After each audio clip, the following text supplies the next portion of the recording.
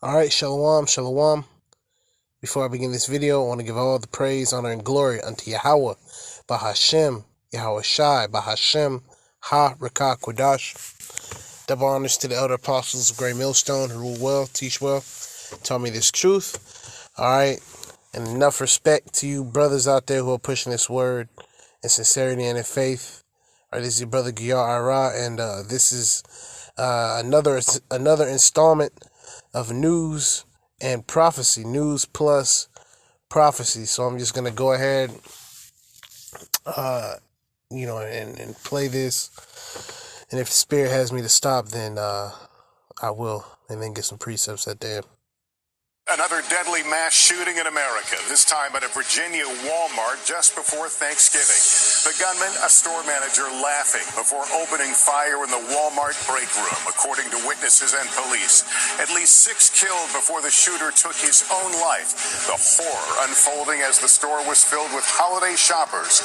We're on the scene. It comes just days after the massacre at an LGBTQ club in Colorado.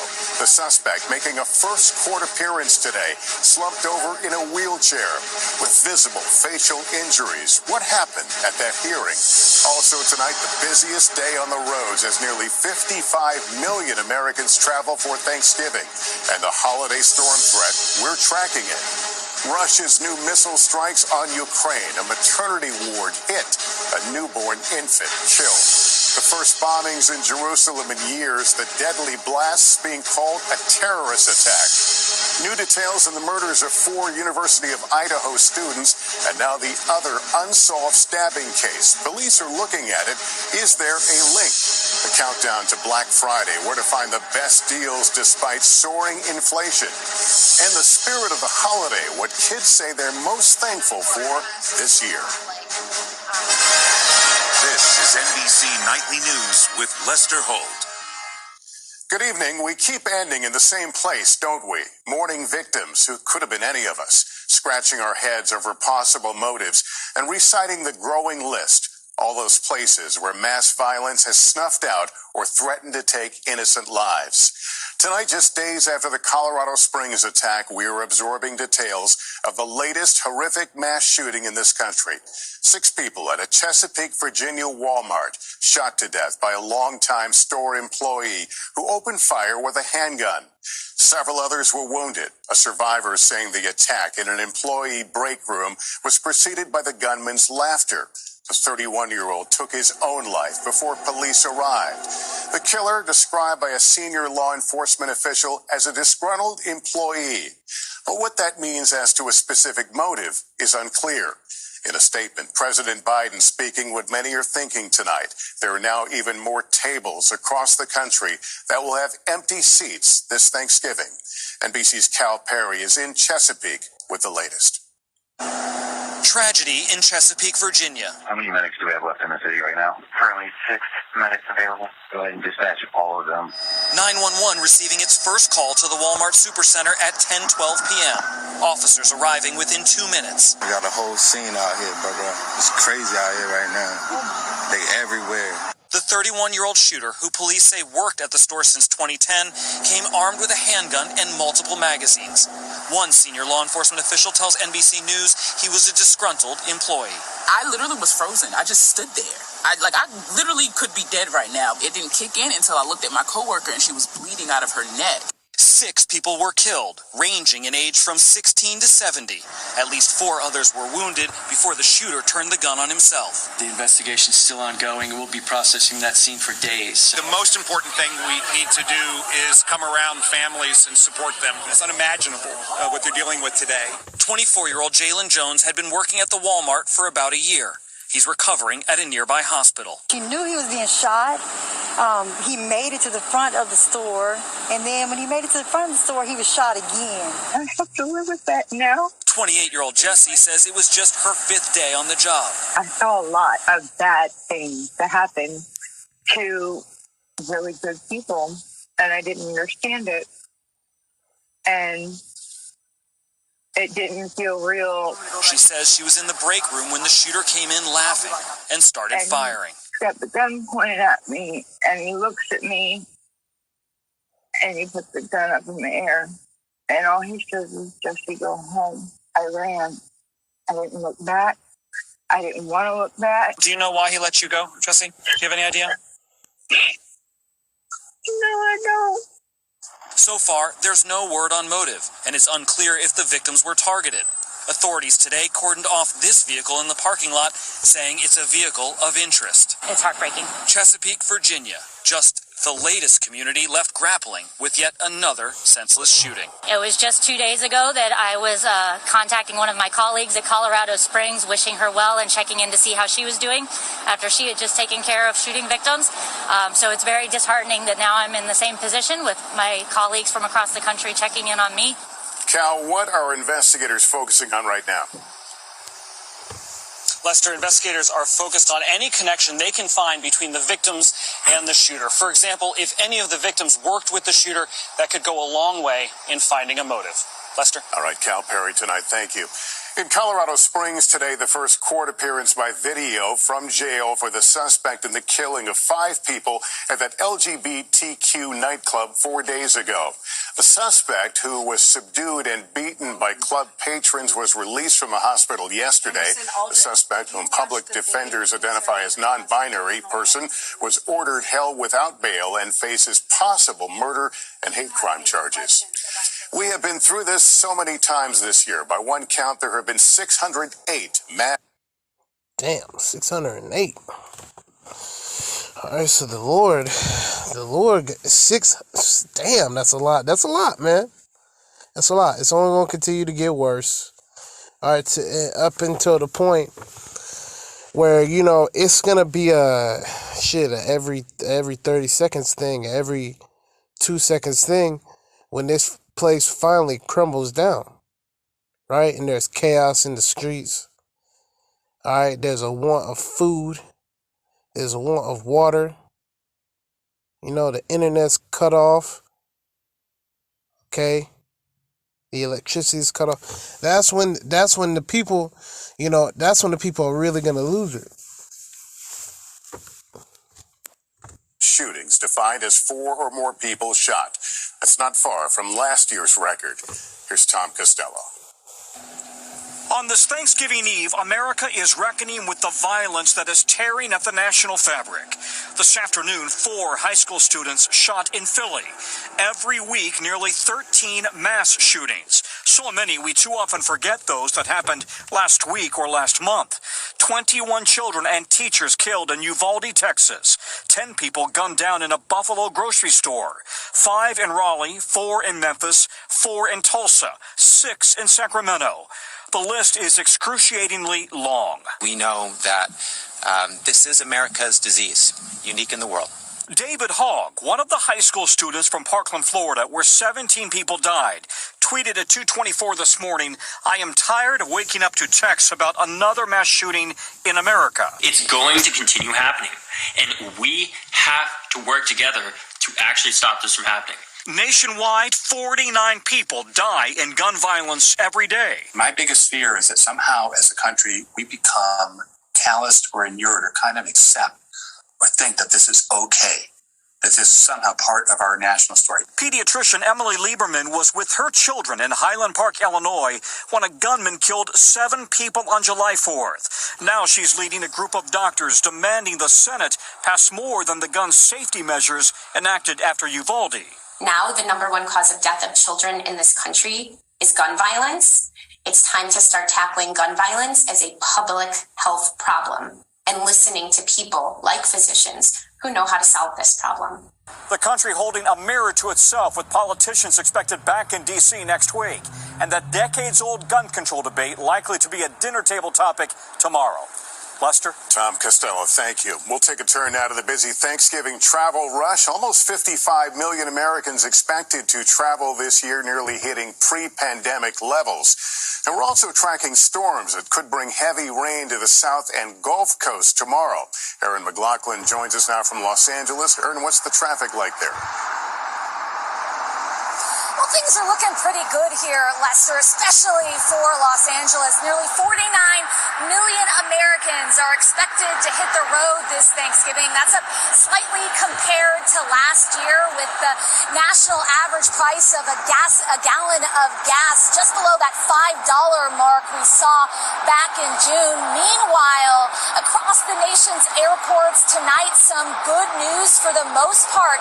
Flights have been on time, thanks largely to clear skies and good weather across the country. Here in Los Angeles at LAX Airport, they're expecting some 200,000 passengers today alone. It's the busiest they've been since the beginning of the pandemic. Lester. Aaron McLaughlin in Los Angeles, thank you. 2 bombings in Jerusalem today killed a teenager and injured at least 18 others, including 2 Americans. The explosions were near bus stops during the morning rush hour. Israeli police say the bombs were left at those locations and blame Palestinians for the attacks, the latest in a surge of violence between Israelis and Palestinians. And in Ukraine, Russia launching a new barrage of missile strikes. Ukrainian officials say a newborn infant was killed when a missile hit a hospital maternity ward in the southern part of the country. Much of Ukraine without power after Russians attacked the energy infrastructure in Kyiv and several other cities. Tonight, new details from the police and the killings of those 4 college students in Idaho. Lots of leads in progress reported in the case, but still no suspect identified. Gotti Schwartz has the latest. For the 11th day in a row, investigators saying still no suspect, no motive in the killings of 4 Idaho University students, but trying to assure the public they are making headway. At this crime scene, we collected 103 pieces of individual evidence. But frustration is growing among family members who fear investigators fell behind during the first crucial 48 hours of the case. No tip is too small, and we would urge anybody that has any information whatsoever to please provide that to help us solve this case. Those who live in Moscow also asking about a recent dog mutilation that happened 3 miles away from the murders. Jim and Pam Colbert say about a month ago, someone grabbed their dog at 2 a.m., skinned him in a field in front of their home, Right over there.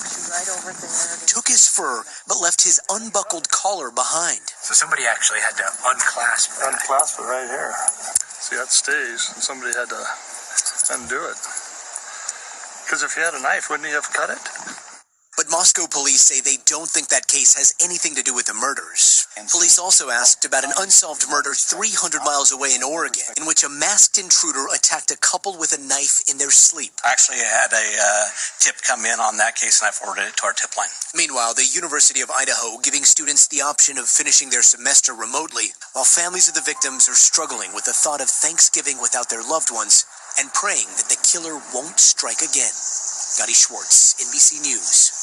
Also tonight, the so-called triple-demic, RSV, the flu, and COVID is already... See, in these news reports used to be, more happy-go-lucky shit. Now, what's on the news? Basically, people dropping like flies. That's basically all the news is now. All right, so many people passed away. So many people got shot. So many people. All right, the weather messed up. Okay. All right, it's jacked up out here. Pushing hospitals to the brink. The U.S. facing shortages of pediatric beds, medical staff, and now even some medications. Here's Gabe Gutierrez. In Buffalo, some store shelves normally filled with children's Tylenol are empty. Pharmacists say a spot shortage of the drug in Canada, triggered by mounting cases of RSV, is spilling over the border. Apparently up in Canada, the liquid forms of Tylenol are unavailable. Johnson & Johnson, the maker of Tylenol, says there's no overall shortage in the U.S., telling NBC News we are experiencing high consumer demand and are doing everything we can to make sure people have access to the products they need. Still, the FDA currently lists amoxicillin as being in short supply, and it all comes as the healthcare industry braces for a potential triple-demic this winter. RSV, flu, and COVID colliding. Hi, Ella. In New York, Ella Rose Guillaume is home after a week in the hospital. It was surreal. I'm like, as seeing your daughter on a breathing mask, and she's only 3.5. Adding to the strain on the system, an increasingly dire staffing shortage. More than 500,000 people in the healthcare and social services industries quit their positions in September. Were you burnt out? Extremely. Yes, sir. Reese Brown in Louisiana is no longer a traveling nurse.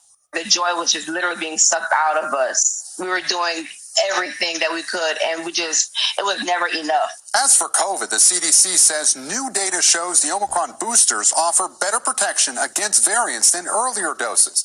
Still, they are not as effective as the original COVID vaccine was against the initial virus. Lester? All right, Gabe Gutierrez, thanks. In 60 seconds, new abortion restrictions and the agonizing decisions they are forcing some families to make. Our in-depth look at the issue coming up next. What's so agonizing about it?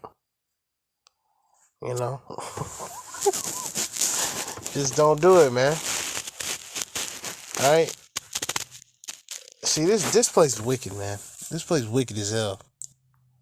The Georgia Supreme Court today reinstated a ban on abortions after 6 weeks of pregnancy while it considers an appeal.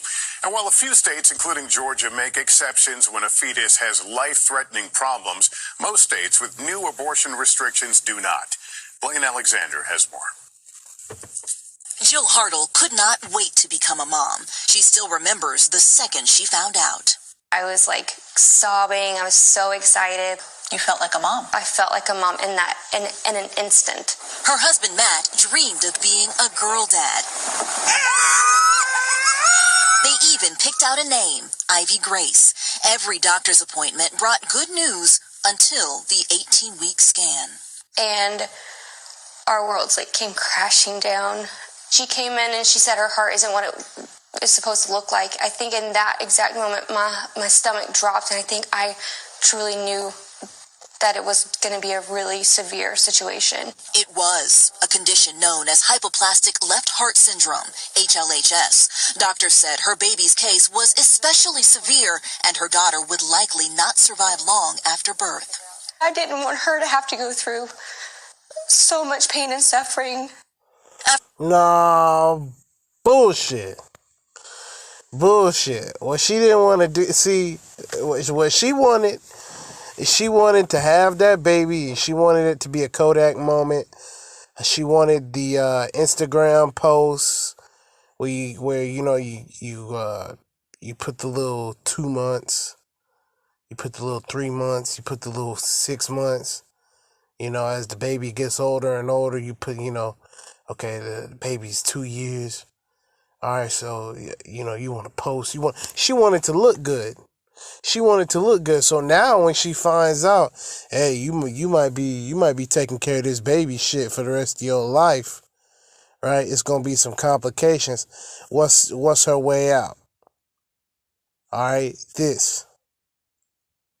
Okay, which we all know that, hey, as Israelite men, we know that that's not right. If we hear that news from the doctor, hey, listen, you're going to have a kid and, it's a 50-50 chance that they live. We have no choice but to roll the dice. What other choice do you have but to just, hey, let it rock. Let it do what it do.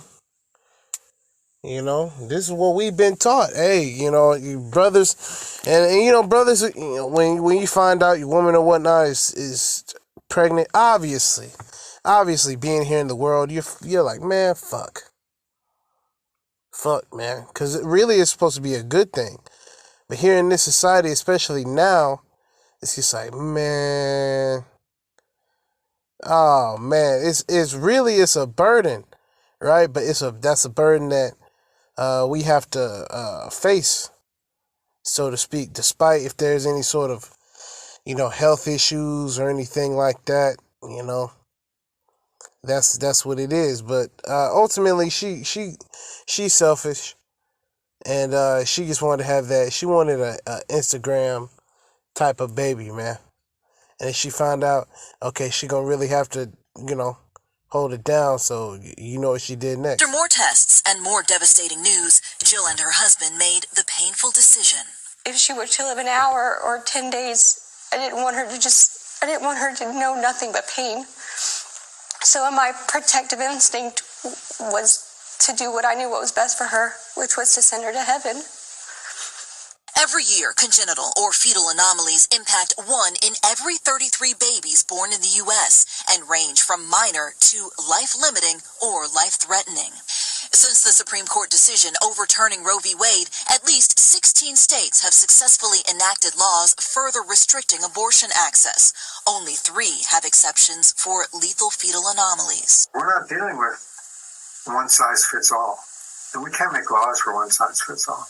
Dr. David Levine is a neonatologist who opposes abortion access and believes a baby should be carried to term even with a grim prognosis. Those families who have decided to spend time with their babies, however short it might be, by and large have benefited from it. They've been able to bond with their baby. Is it fair for a law to make that decision for a parent? There are many decisions that are taken out of our hands. Is it fair for the mother to make that decision and take the baby's life away from him? Jill had to leave South Carolina and wait 2 weeks for an appointment in Washington, D.C. Those 2 weeks were probably the hardest 2 weeks I've ever experienced in my life. Every time you feel her kick or move, it's just a dagger to the heart. She believes abortion bans should have exceptions for cases like hers, giving women a chance to make a choice, however painful. I am a mom. I'm a mom to an angel in heaven, and I know that she's at peace. Blaine Alexander, NBC News, Charleston, South Carolina. And up next, as the holiday shopping rush begins, top tips on where and how you can save in our series, Race to Deliver.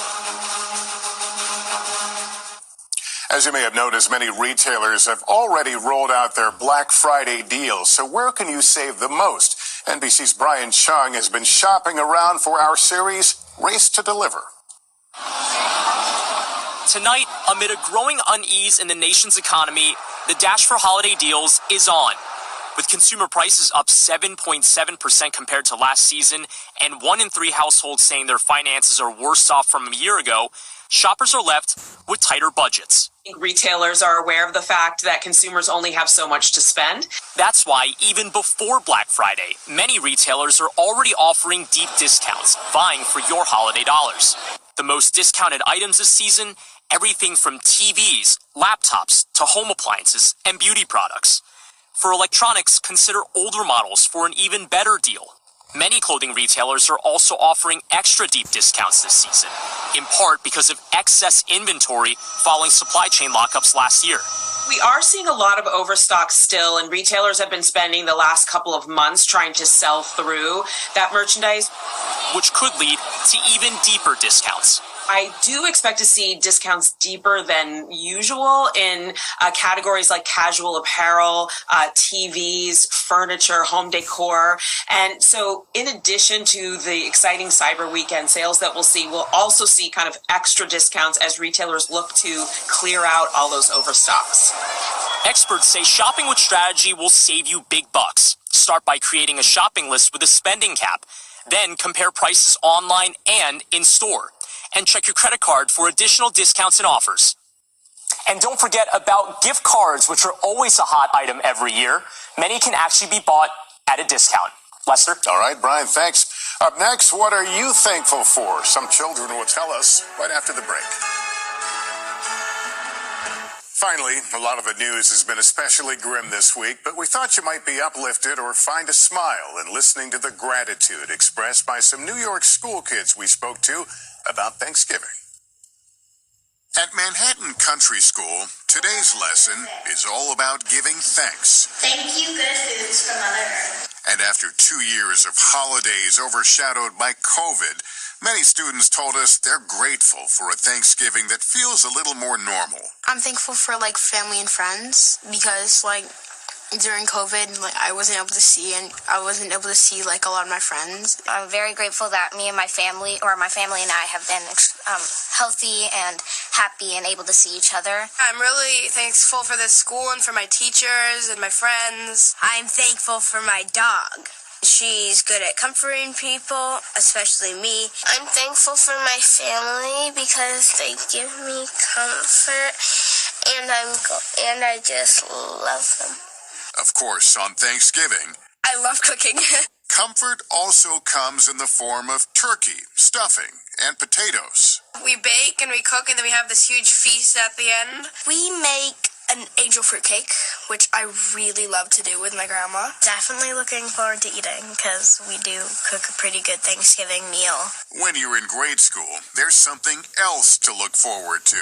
We get a lot of days off from school. The first thing I think about it is wrapped up in a blanket, drinking hot chocolate, and watching a movie, and I just get really excited about that. A moment of peace with the people you love to give thanks. Isn't that what the day is all about? When I think about the holidays, I think about community and spending time with the people that I love and giving back to them and hopefully receiving the same.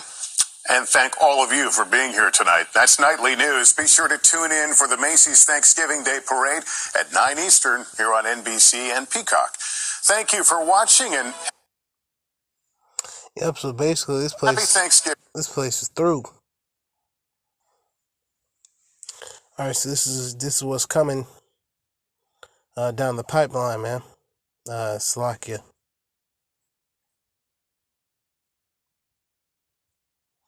Actually, I'm gonna start from the top. Second Ezra 15:15. Behold, speak thou in the ears of my people the words of prophecy, which I will put in thy mouth, saith the Lord. So the Lord is putting the words of Yahweh Bashem Yahushai within us, right? Starting off with the elder apostles, Great Millstone, right? And we're prophesying. All right, we're speaking into the hopeful elect, right? The hopeful elect of Israel. And cause them to be written in paper, for they are faithful and true. Yeah, so, this word, right? This word is on paper. And it's faithful and it's true. Fear not the imaginations against thee. Let not the incredulity of them trouble thee that speak against thee. All right, so don't let their unbelief, don't let these people psych you out.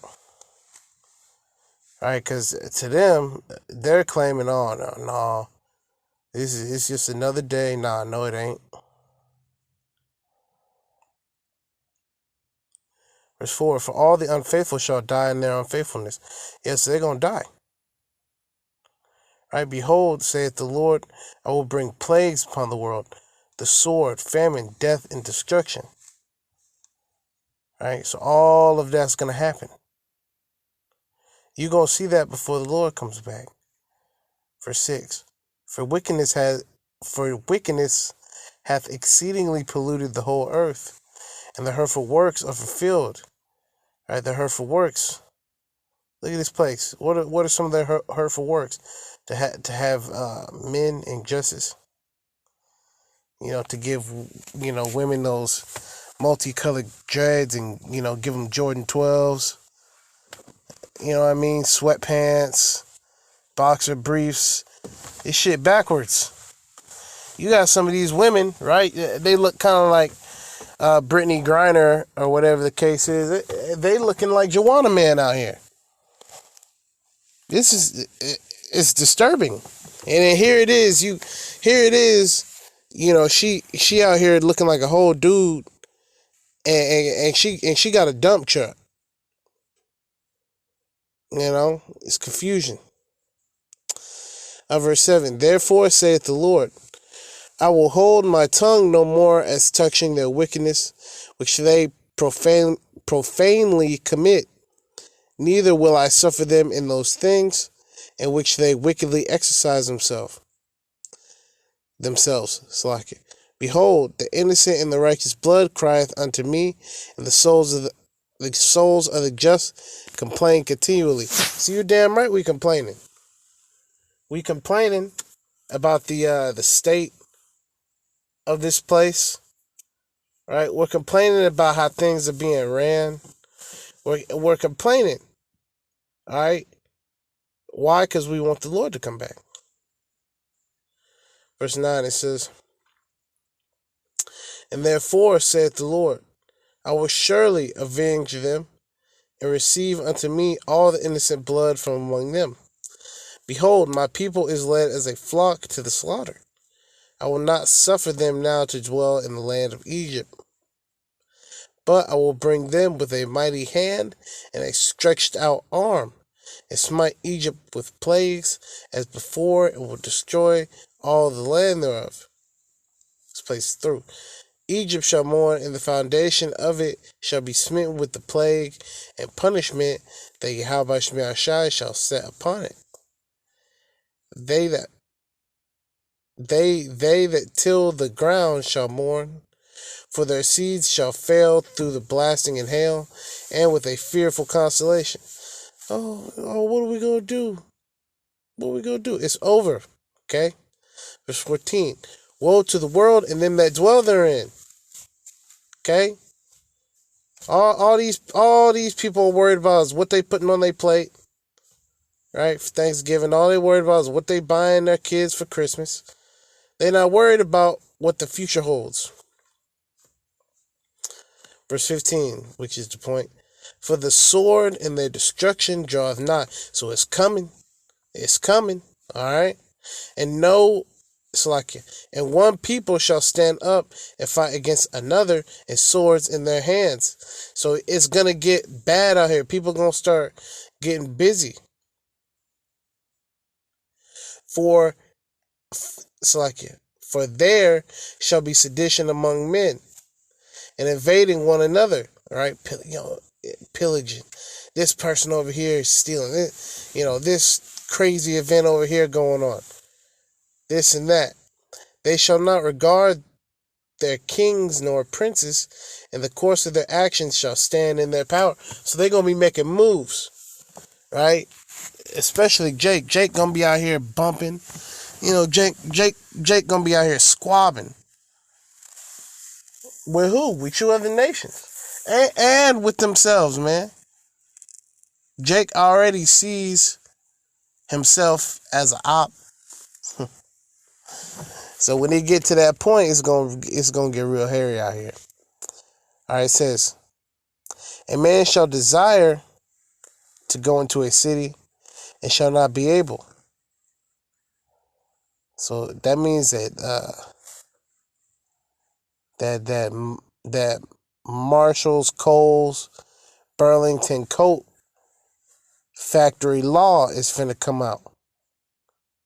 Right? A man shall desire to go into a city and shall not be able. For because of their pride, the city shall be troubled. The houses shall be destroyed, and men shall be afraid. Yeah, so it's because of the pride. Look at the damn devil. Right? Which is a self-proclaimed white man. Look at you other nations. Look at 2/3 of Israel. You're proud. So of course this place is gonna go down. Right? Because the wicked is crowned. They talking shit. They see prophecy popping off. They can see it. Right? Continuing on, verse 19. The man shall have no pity upon his neighbor, but shall destroy their houses with the sword and spoil their goods because of the lack of bread and for great tribulation. Woo! Like a bread. Okay, stomach touching your back. People gonna be hungry out here. Right? Great tribulation. Verse 20. Behold, saith Yahweh Shai, I will call together all the kings of the earth to reverence me, which are from the rising of the sun, from the south, from the east, and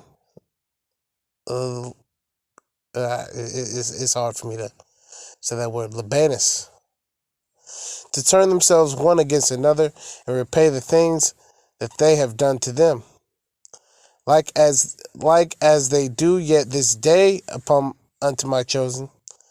So will I do also, and recompense in their bosom. Thus saith the Lord power. My right hand shall not spare the sinners, and my sword shall not cease over them that shed innocent blood upon the earth. All you nations is going to get it, man. Right? The fire is gone forth from his wrath, and wrath consumed the foundations of the earth, and sinners like the straw that is kindled. Woe to them that sin and keep not my commandments, saith the Lord. I will not spare them. Go your way, ye children, from the power. Defile not my sanctuary. Get the fuck out of here.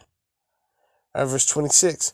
The Lord knoweth all them that sin against him, and therefore delivereth he them unto death and destruction. So you're going to have those who are saved, and the rest are going to be destroyed. For now are the plagues come upon the whole earth, and ye shall remain in them. For Yahweh Shem Yashai shall not deliver you because ye have sinned against him. Right? You selling your soul, you selling out. It's weird, man. Verse 28, behold, an horrible vision, and the appearance thereof from the east, where the nations of the dragons of Arabia shall come out with many chariots, and the multitude of them shall be carried as the wind